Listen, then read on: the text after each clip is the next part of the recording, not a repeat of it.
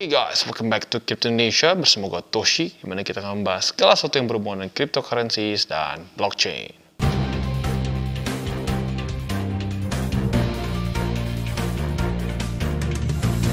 Oke guys, jadi pada hari ini sesuai dengan DCWT gue tadi pagi, gue bilang gue akan pisahkan sesi newsnya untuk menjadi satu video yang terpisah. Kenapa? Karena ada cukup banyak ya, dan tentunya semua news ini akan bisa terkait juga terhadap cryptocurrencies in general ya. Nah, ada beberapa. Yang pertama mungkin yang paling yang bikin paling concerning buat kita adalah the Feds ya. Dimana kita tahu The Feds ini sedang mengadakan close board meeting ya. Kemarin di grup udah, waduh ini gimana nih, The Feds lagi mengadakan emergency meeting katanya ya.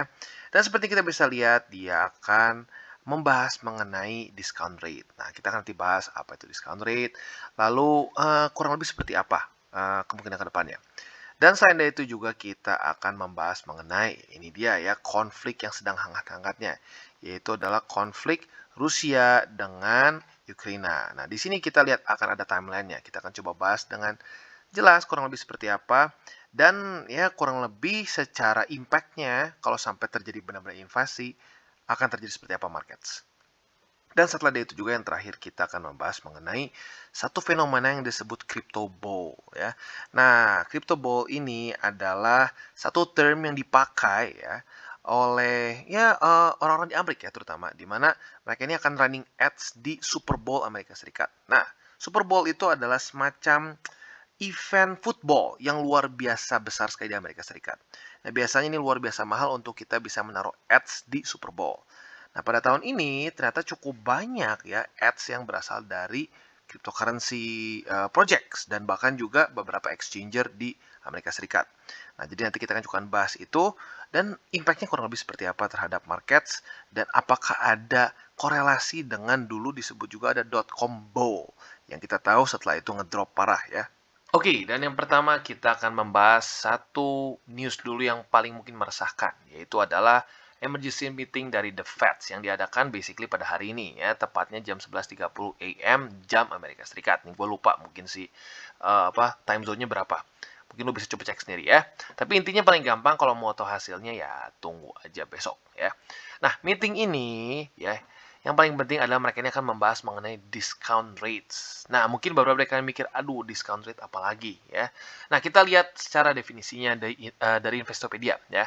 Jadi discount rate ini atau Federal Discount Rate adalah sebuah interest rate yang diset oleh Federal Reserve untuk loans yang extended dari central bank, yaitu seperti the Feds, ke other commercial banks. Contohnya biar gampang gini nih.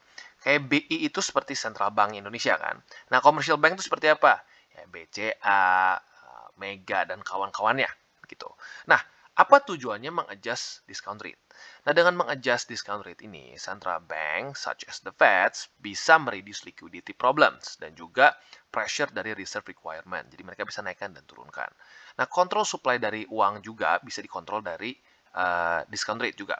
Dan basically tujuannya adalah untuk menstabilkan financial markets gitu.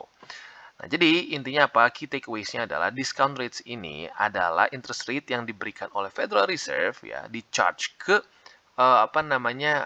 bank untuk borrow funds. Jadi gini, bank itu juga bisa minjam duit ke bank sentral, tentunya seperti yang kita tahu ya. Kalau lu merhatiin di zaman SMA mengenai ekonomi, lu pasti dikasih tahu bahwa bank komersial bisa meminjam ke bank sentral.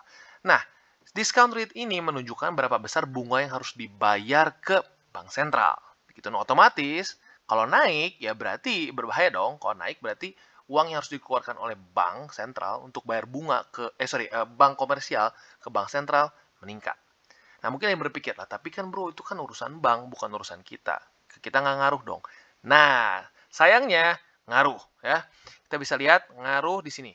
The Fed raises the discount rate when it wants other interest rates to rise. Nah, berarti apa? Saat discount rate meningkat, mau tidak mau, bunga lain pun akan meningkat. Nah, otomatis, para over leverage traders pun akan terpaksa harus menutup posisi mereka. Dan orang-orang akan cenderung keluar dari markets yang risk on. Nah, kita tahu, cryptocurrency adalah markets yang risk on. Nah, jadi, andaikan sampai tiba-tiba ada lonjakan, ya, si discount rate ini melonjak, ya siap-siap ada kemungkinan markets bisa drop. Ya, makanya mungkin itu salah satu alasannya kenapa Bitcoin cenderung enggan loncat dari EMA50. Dia sedikit ngendet gitu. Dia ngendet, nggak bisa mantul di EMA50. Mungkin salah satunya adalah menunggu hasil dari ini dia ya, discount rate ya, meeting mereka seperti apa. Kalau tiba-tiba ada peningkatan signifikan, ya siap-siap ada kemungkinan cryptocurrency bisa ngedip lagi. Ya, ngedipnya sampai sedalam apa? We don't know. Semoga saja secara overallnya BTC nggak sampai trade di bawah 40.000 US dollars. Ya. Dan kalau kita lihat, selama 2021 cenderung stabil 0,25. Nah, kalau tiba-tiba meningkat, ya kita harus lihat nanti seperti apa. Dibayangi kenaikan suku bunga The Fed, pasar negara berkembang bakal tergejolak. Langsung kita masuk ke artikelnya. Mengutip riset PT Ashmore Asset Management Indonesia, inflasi AS tercatat sebesar 7,5% pada Januari. Banyak ekonom percaya The Fed akan mengambil langkah yang mendesak dengan menaikkan suku bunga acuan 2 kali pada Maret dan sesudahnya. Dengan konsensus saat ini mengharapkan The Fed untuk meningkatkan tarif 50 basis poin pada Maret 2022. Kemudian 25 basis poin dan setidaknya ada kenaikan suku bunga 5 kali dalam setahun. Nah, lalu di sini dikatakan selama kekhawatiran terhadap kenaikan suku bunga, kita mungkin melihat pasar seperti Indonesia akan bergejolak dalam jangka pendek. Nah, inti dari artikel ini adalah gue ingin menunjukkan bahwa ini macroeconomics, ya bukan spesifik hanya kripto saja. Tetapi yang ingin gue highlight adalah cryptocurrency ini ya masuknya ke risk on asset, aset yang dianggap resiko tinggi.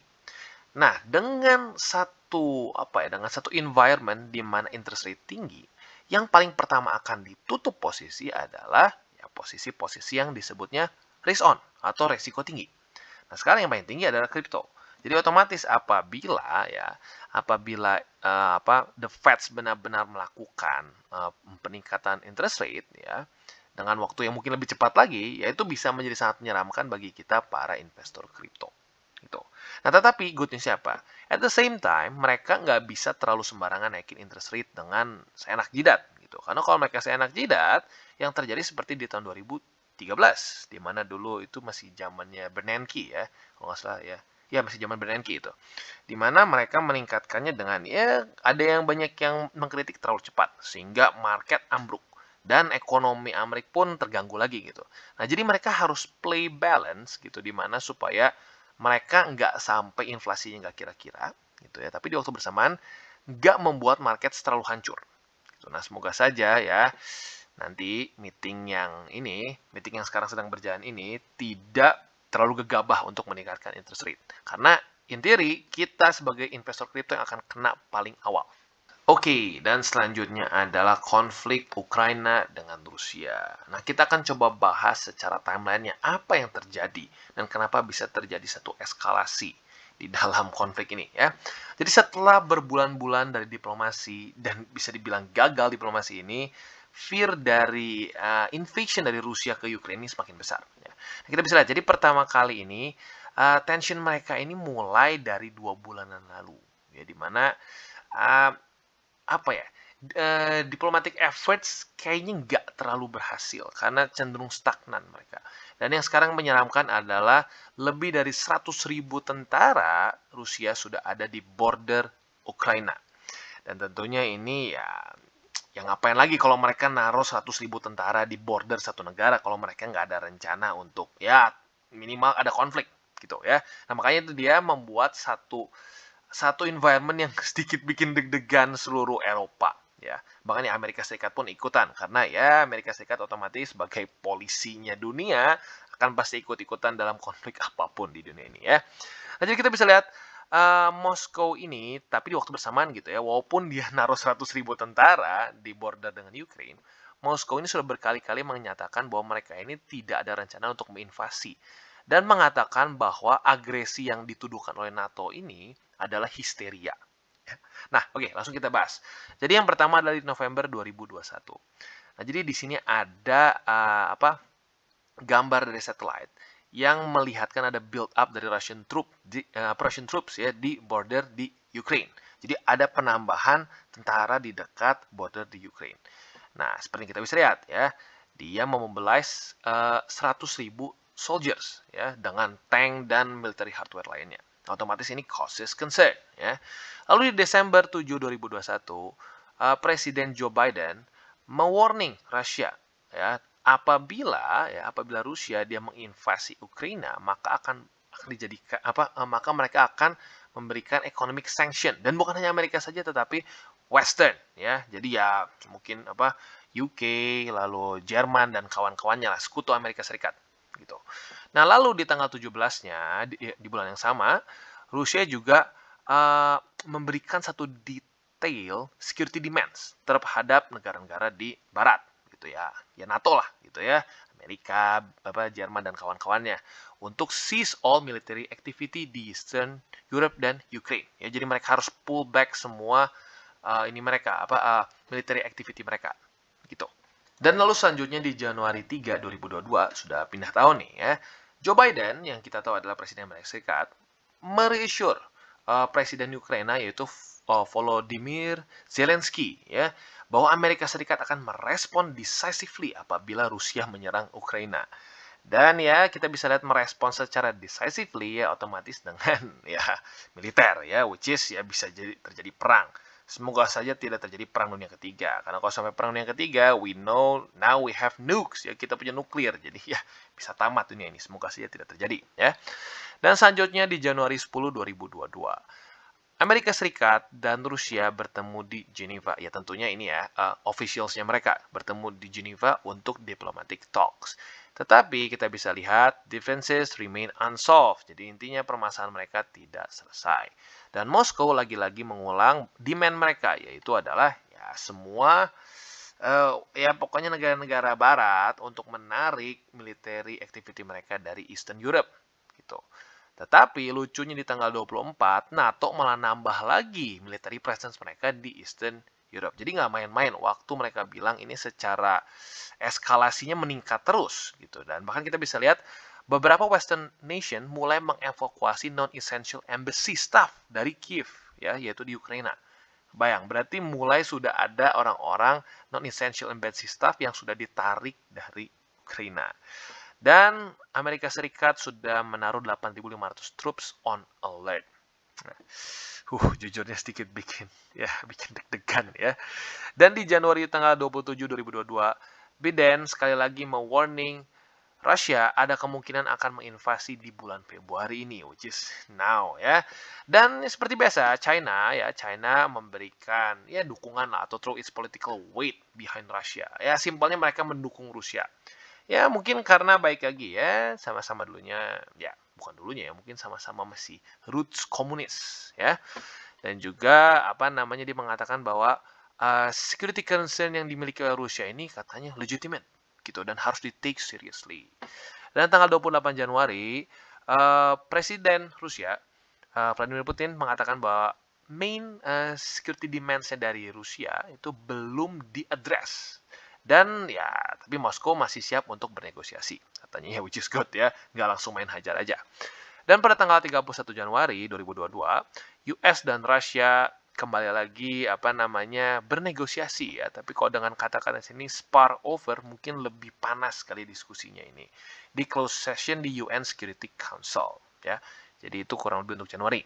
Oke, dan selanjutnya pada Februari tanggal 1 2022, Putin sekali lagi mendinai bahwa mereka sedang merencanakan invasi dan justru mereka malah menuduh Amerika Serikat lagi-lagi mengignore security demands dari Rusia, yaitu menarik military presence dari Eastern Europe gitu. Jadi ya balik lagi masih back and forward di daerah situ ya.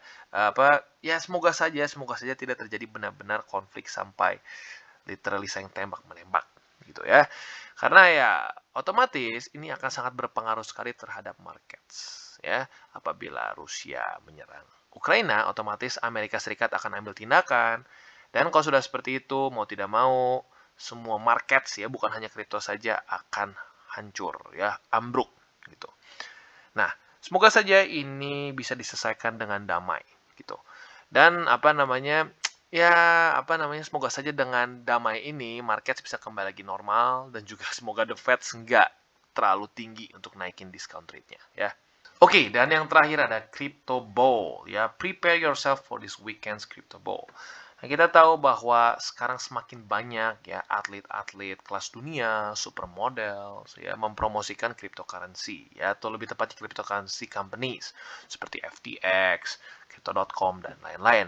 Ada Matt Damon, ada Tom Brady, ada Giselle Bündchen, lalu juga ada banyak sekali lah ya.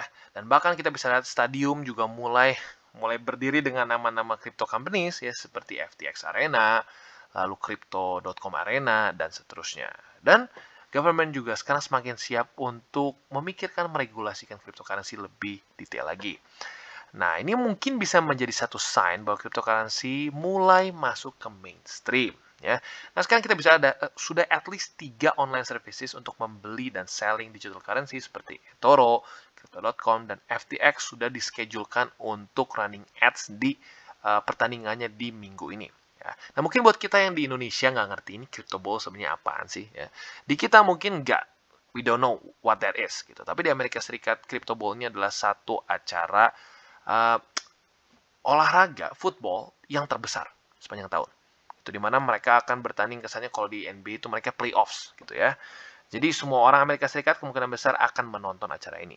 Makanya untuk bisa masuk atau ads kita bisa masuk ke Super Bowl ini adalah satu hal yang luar biasa karena sangat mahal sekali gitu.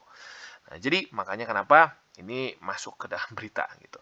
Nah, selain dari itu juga ada BitBuy, yaitu Canadian Crypto Exchange yang akan juga ada untuk Canadian Broadcast dari versi Kanadanya lah gitu kesannya ya. Nah, tapi gini, sekilas kita akan lihat, wah ini bagus dong, berarti nanti semua orang akan adopsi dan seterusnya. Benar ya. Tapi di waktu bersamaan, ini sedikit mirip seperti dulu yang namanya .com bowl di tahun 2000. Ya, di mana banyak sekali perusahaan-perusahaan .com gitu ya, perusahaan-perusahaan yang berbasis internet mengiklankan perusahaan mereka di Super Bowl juga. Dan kita tahu ya cukup banyak perusahaan-perusahaan tersebut yang sekarang sudah bangkrut gitu. Nah, jadi ini mungkin kita diberikan satu pengingat bahwa janganlah sampai kita beli token-token atau koin-koin yang tidak berguna. Karena gini, pada faktanya, kalau lu dulu investasi di perusahaan-perusahaan internet pada tahun 2000-an, lu bisa untung nggak? Yes, lu bahkan mungkin bisa menjadi miliarder. Gitu ya. Tetapi, jangan salah juga, cukup banyak ya perusahaan-perusahaan yang bahkan juga ikutan ads di Super Bowl ini mati sekarang. Tidak ada bekasnya. Gitu. Karena kenapa? Sama ya. Sama seperti sekarang juga, di mana banyak crypto projects yang isinya hanya pom-pom saja. Gitu, mereka hanya menjanjikan nanti bulan depan, tahun depan, harganya akan meningkat saham kita dan lain-lain. Nah, ya, yang seperti itu terbukti dari waktu ke waktu mati. Gitu. Nah, tetapi di waktu bersamaan ya, kalau Microsoft, lalu Apple, dan lain-lain, ya sekarang masih bertahan dan luar biasa sekali si perkembangan si stok mereka. Nah, itu juga sama dengan kripto. Kita harus memilih kripto yang benar-benar memiliki project yang jelas. Dan gini, sebenarnya satu yang lebih penting bukan cuma project yang jelas, tetapi memiliki satu jawaban terhadap masalah. Itu mereka harus mencoba untuk menyelesaikan masalah. Kalau kita lihat Apple, mereka menyelesaikan masalah apa? Ya, masalah apa? Orang sekarang bisa berkomunikasi dengan jauh lebih gampang karena mereka menggunakan ya produk-produk Apple. Gitu ya. Sebelum dari Apple kita ingat bahwa kita menggunakan BlackBerry. Gitu ya. BlackBerry ya walaupun it's good, ya tapi kita bisa lihat sekarang siapa lagi yang pakai BlackBerry. Gitu ya. Mereka semua menggunakan smartphones. Dan basically yang men-spark idea untuk menggunakan smartphones itu adalah Apple. Next, Microsoft. Tanpa Microsoft, kemungkinan besar kita nggak akan se-advance ini ya secara user interface kita, model laptop kita, model PC kita dan lain-lain. Jadi apa? Carilah, sama seperti itu. Carilah project-project kripto yang benar-benar ingin menyelesaikan masalah. Bukan hanya sekedar, minggu depan kita akan naik berapa ratus %. Ya. Jadi, kurang lebih seperti itu. Oke, jadi kurang lebih videonya seperti itu. Dan pada hari ini mungkin gue akan tutup videonya dengan format seperti ini. Kenapa? Karena memang gue sedang berhalangan, jadi nggak bisa syuting untuk conclusionnya. Jadi gue akan tutup dengan background CoinMarketCap. Ya. Jadi kita bisa lihat bahwa cukup banyak news-news yang bikin sedikit ketar-ketir, deg-degan. Dimana kita bisa lihat ada The Fed dengan permasalahan discount rate dia, lalu ada Ukraina dan Rusia yang semakin mendekati ke daerah yang menyeramkan ya, mereka bisa invasi ya Rusia. dan juga CryptoBall. Nah, CryptoBall mungkin yang masih cenderung ya bisa positif bisa negatif. Nah, tapi kalau untuk CryptoBall seperti yang gue tekankan di video di yang sebelumnya ya, gue bilang bahwa itu pentingnya kita harus bisa invest di project yang benar-benar real ada utilitasnya. Karena kalau kita berpikir hanya untuk yang penting bulan depan gue paham berapa persen, itu ujung-ujungnya lebih seringnya kita akan nyangkut gitu. Dan nyangkutnya mending cuma nunggu berapa lama. Kadang-kadang mati. Buktinya mana? Ya itu .com bull di tahun 2000-an. Seingat gue dari 15 perusahaan yang masuk masuk ads-nya, itu hanya sekarang sisa 5 yang masih bertahan sampai sekarang. Dan semua yang mati, guess what? Sama-sama memiliki kesamaan. Kesamaannya apa? Sama-sama tidak punya utilitas. Mereka hanya bilang, nanti perusahaan kita akan naik lagi sahamnya, Tapi nggak punya proyek yang jelas. Dan yang mungkin lebih penting lagi apa? Mereka tidak mencoba untuk menyelesaikan permasalahan tertentu. Nah, jadi ingat, cobalah cari kripto-kripto yang menyelesaikan permasalahan yang real yang ada di dunia. Jangan cuma burn dan nanti bulan depan akan naik berapa ribu persen. Kalau sudah seperti itu, ya seringkali kita akan nyangkut untuk selamanya. Dan buat kalian yang belum mengikuti DCWT, ayo ikut DCWT di sini, di mana kita akan daily chart your favorite cryptocurrency, ya. Dan juga buat kalian mungkin yang belum tahu cara baca candles, cara baca chart, dan hal-hal mendasar lain, di sini ada tutorials with Toshi, ya. Dan juga buat kalian yang belum join Telegram group, ayo join. Di situ kita santuy-santuy ya. Kita bisa ngobrol dengan ya asik lah, kayak benar-benar grup seperti normalnya gitu, nggak hanya satu arah, ya. Dan jangan lupa untuk like, subscribe, share our video, click the bell icon, and see you on the next video.